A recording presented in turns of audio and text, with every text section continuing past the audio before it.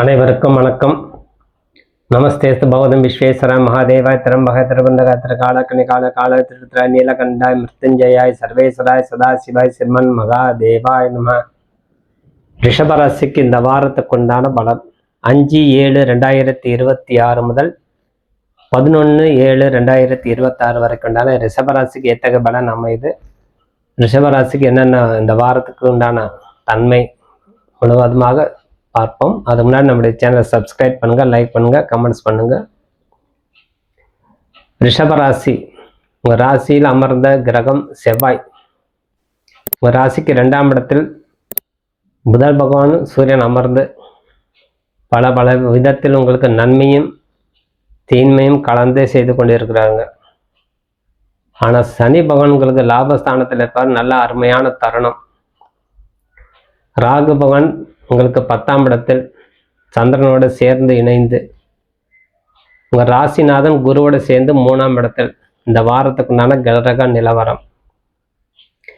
ஆகவே தொழில் ரீதி எப்பவுமே நம்மளுக்கு முதல்ல எடுக்கிறது தொழில், நம்மளுக்கு வருவாய் வேணும்.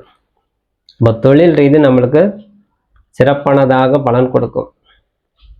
எந்த விதமான மாற்றம் இல்லாமல் உங்களுடைய கடமை நீங்கள் சிறப்பாக செய்து வருவீங்க. எந்த தடை தாமதமாக இருந்தாலும் எதுவுமே லட்சியம் பண்ணாமல் அலட்சியம் செய்யாமல் முழு கவனத்தோடு செயல்படக்கூடிய தன்மையாகவே இந்த வாரம் உங்களுக்கு அமைந்து உள்ளது. அதனால் உங்களுக்கு ஒரு நல்ல மதிப்பு மரியாதை கூடும்.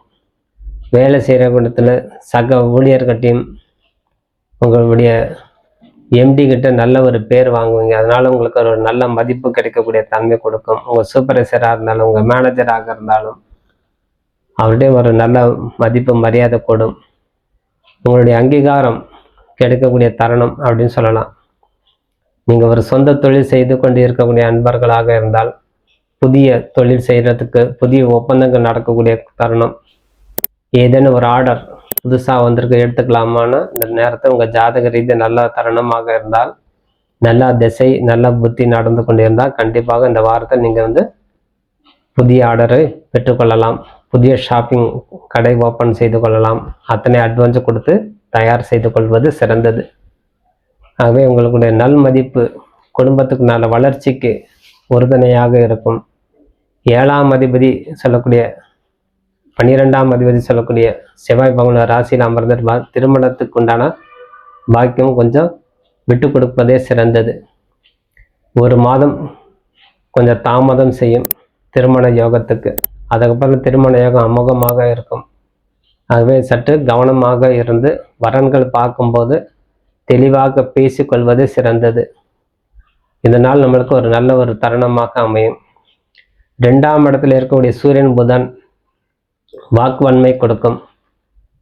படிக்கக்கூடிய மாணவ மாணவிகள் சற்று கவனமாக இருக்கணும். புத பகவான் வக்ரத்தில் இருக்கால் கொஞ்சம் ஞாபகம் மருதி கொடுக்கக்கூடிய தன்மை கொடுக்கும். ஆகவே படிப்பில் சற்று கவனமாக செலுத்தி நிதானமாக படித்து மனப்பாடம் செய்து கொள்வதே சிறந்தது. புதிய ஒப்பந்தங்கள் அதே போல் புதிய ஒப்பந்தங்கள் வரும்போது அதுக்கும் முறையாக வழங்கப்பட்ட டாக்குமெண்ட்டு சரியாக இருக்குதாங்கிறத பார்த்து அது ஒரு முறை அல்லது 2 முறை படித்து நம்மளுக்கு சாதகமாக இருப்பதாக இருந்தால் மட்டுமே நீங்கள் கையொப்பம் எடுக்கணும். இல்லைன்னா கையொப்பம் இடக்கூடாது. ஏதேனும் ஒரு வார்த்தை ஒரு வரி தவறாக இருந்தால் அது திருத்தின பிறகு கையொப்பம் விடுவதே சிறந்தது.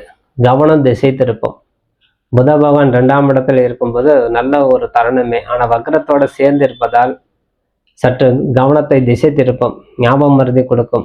அதனால கொஞ்சம் கவனமாக இருக்கணும். கேது பகவான் உங்களுக்கு நல்ல ஊக்கத்தை கொடுப்பார் 4ஆம் இடத்துல இருப்பதால். அதனால நிதி நிலை கூட உங்களுக்கு சிறப்பாக இருக்கக்கூடிய தன்மை, உங்கள் உத்தியோகத்தில் ஒரு அங்கீகாரம் கிடைக்கக்கூடிய தன்மை அனைத்தும் கொடுக்குறது இந்த வாரத்தில். அதனால தான் அப்போ புதிய தொழிலுக்கு நம்மளுக்கு நல்ல ஒரு மாற்றத்தை ஏற்படுத்தி கொடுக்கும்.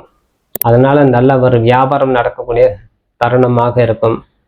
டெக்ஸ்டைல் வச்சுருக்கவங்களையும் சரி, ஒரு உணவுப் பொருட்களாக வச்சுருந்தாலும் சரி, ஒரு பெரிய கம்பெனியாக இருந்தாலும் சரி, நல்ல ஒரு தருணமாக அமையும். அதனால் உங்களுக்கு நல்ல ஒரு வருவாய்க்கு உறுதுணையாக இருக்கும். லாபத்தை ஈட்டக்கூடிய தன்மை கொடுக்கும். ஆக இந்த வாரத்தில் பண வழக்கம் நன்றாகவே இருக்கும். உங்களுக்கு தடை இல்லாமல் பணப்பழக்கங்கள் இருப்பினும் பழைய பொருட்கள் எல்லாம் வேண்டாம், இனிமேல் புது பொருள் பயன்படுத்தலாம்னு சொல்லி உங்களுக்கு ஒரு யோசனை உங்களுக்கு உருவாக்கக்கூடிய காலமாக அமையும். ஆகவே பழையது களைந்து புதிது பெறுதல் அப்படிங்கிற பேர். அப்போ வீடு இதுக்கு தேவையில்லாத பொருள் நீங்கள் கழிப்பதை விட உங்களுடைய வீடை சுத்தம் செய்து கொண்டு ஆல்ட்ரேஷன் செய்து கொண்டு புதிதாக இல்லறத்தில் அமர்வது சிறந்தது. தேவையில்லாத பொருள் வேண்டாம் அப்படின்னு சொன்னால் இருக்கிற பொருள் உபயோகப்படுத்துகிற பொருள் நம்ம வீணாக்கும் போது அது தேவையில்லாத பண விரயம். அந்த பண விரயத்தை நீங்கள் இந்த மாதிரி சுப செலவாக செய்து கொள்ளணும். திருமணத்துக்கு தயாராக இருக்கக்கூடிய ஆண் பெண் இருபாலருக்கும் திருமணம் செய்து வைப்பதே சிறந்தது. நம்மளுக்கு வயதாகி விட்டது, நம்ம பேர பிள்ளைங்களுக்கு கல்யாணம் செய்யலாம், இல்லை நம்ம பிள்ளைங்களுக்கு கல்யாணம் செய்யலாம்னு இதுக்குண்டான ஜாதக பரிவர்த்தனை செய்து கொள்ளும்போது உங்களுக்கு ஒரு சுப செலவாக மாறும். அதனால் உங்களுக்கு ஒரு நல்ல மதிப்பு, நல்ல ஒரு முதலீடாகவே அமையாது. இல்லைன்னா உங்களுக்கு தேவையில்லாத இந்த பொருள் வேண்டாம், அடுத்த பொருள் வாங்கலாம் சொல்லும்போது பழைய பொருள் எந்த மதிப்பும் போகாது, மதிப்பில்லாமல் ஆகிடும் அந்த பொருளுக்கு. நம்ம இன்னும் ஒரு பொருள் இன்னைக்கு வாங்குறோன்னா 1000 ரூபாய் வாங்கக்கூடிய பொருள் நம்ம கொடுக்கும்போது வெறும் 10 ரூபாய் தான் போகுது. 1000 ரூபாய் எங்கே இருக்குது, 10 ரூபாய் எங்கே இருக்குது? ஒரு 100 ரூபாய்னா 1% சொல்லலாம், 0.1% நம்மளுக்கு கிடைக்குது.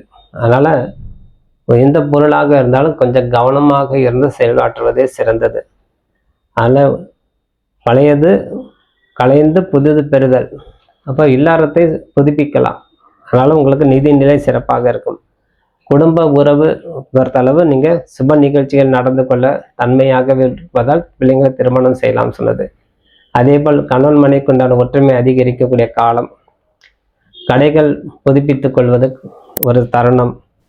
அதே போல் கணவன் மனைவிக்கு சிறு சிறு கருத்து வேறுபாடு இருந்தாலும் பேசி தீர்த்து கொள்வதே இந்த வாரத்தில் உங்களுக்கு சிறந்ததாக அமையும். அதே போல் கவனமின்றி எந்த விதமான பொருள் எடுத்து செல்ல வேண்டாம் வெளியில். அதே போல் வாகனம் ஓட்டும் போது கவனமாக வாகனம் ஓட்டணும். நீண்ட பயணம் மேற்கொள்ளக்கூடிய அன்பர்கள் நீங்களாகவே பயணம் மேற்கொள்ளாமல் இருப்பதே சிறந்தது. ஏதேனும் ஒரு உதவியோட, யாராவது ஒரு உதவியோட ஒரு வாகனத்தை ஓட்டி சென்றாலே உங்களுக்கு நல்ல ஒரு தருணம். ஆகவே பயணம் மேற்கொள்ளும் போது சற்று கவனமாக இருக்கணும். ஆரோக்கியத்தில் கவனம் செலுத்தி வருவதே சிறந்தது. சிறு சிறு உபாதை உங்களுக்கு ஏற்படும்.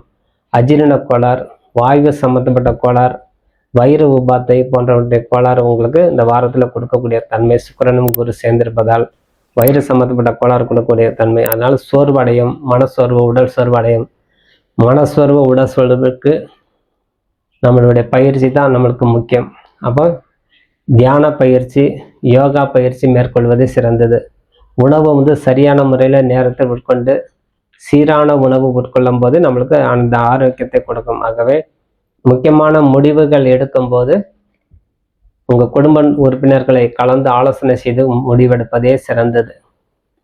இது எது செஞ்சாலும் நம்ம குடும்பத்தில் தடங்கள் தான் செய்கிறாங்க அப்படின்னு இருக்கக்கூடாது. ஒரு சில நேரம் நல்ல ஒரு ஆலோசனை கூட கிடைக்கும். அந்த ஆலோசனை உங்கள் தகப்பன்கிட்டயோ உங்கள் தாய்கிட்ட கேட்பதே சிறந்தது. மனைவி கிட்ட விட உங்கள் தாய் தகப்பன்கிட்ட கேட்டு செய்வதே சிறந்தது. ஆகவே 9ஆம் அதிபதி சனி பகவான் லாபஸ்தானத்தில் இருப்பதால் 4ஆம் அதிபதி சொல்லக்கூடிய சூரியன் 2ஆம் இடத்துல இருப்பதால் இந்த இரு கிரகத்தினுடான ஆராயும் போது மனைவி விட தாய் தகப்பன்கிட்ட ஆலோசனை கேட்பதே இந்த வாரத்தில் உங்களுக்கு சிறந்ததாகவே அனைத்தும் வெற்றி பெறக்கூடிய தன்மை அதனால நம்மளுக்கு கொடுக்கும். எந்த விதமான தடை தாமதம் அவங்க செய்ய மாட்டாங்க. ஆனால் உங்களுடைய வழிபாடு தெய்வம் மகாலட்சுமி வழிபாடு செய்து வாங்க. சூரியனை நமஸ்காரம் செய்து வருவது சிறந்தது.